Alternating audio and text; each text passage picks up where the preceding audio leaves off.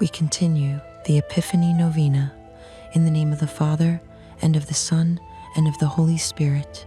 Amen. A reading from the Gospel of Matthew. And on entering the house, they saw the child with Mary his mother. They prostrated themselves and did him homage. Then they opened their treasures and offered him gifts of gold, frankincense, and myrrh.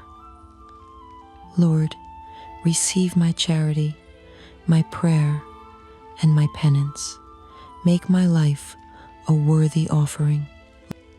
O holy Magi, who offered to Jesus Christ gold, incense, and myrrh, thereby recognizing him to be at once King, God, and man, obtain from the Lord for us the grace never to present ourselves before him with empty hands, but that we may continually offer to him the gold of charity, the incense of prayer, and the myrrh of penance and mortification. Lord, I place before you the following intentions.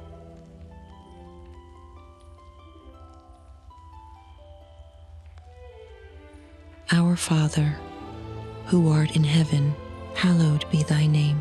Thy kingdom come, thy will be done, on earth as it is in heaven. Give us this day our daily bread, and forgive us our trespasses, as we forgive those who trespass against us. And lead us not into temptation, but deliver us from evil. Amen.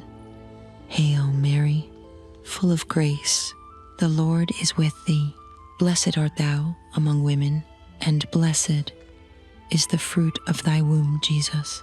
Holy Mary, Mother of God, pray for us sinners, now and at the hour of our death. Amen. Glory be to the Father, and to the Son, and to the Holy Spirit, as it was in the beginning, is now, and ever shall be, world without end. Amen. Holy Magi, pray for us. In the name of the Father, and of the Son, and of the Holy Spirit. Amen. May God's peace be with you.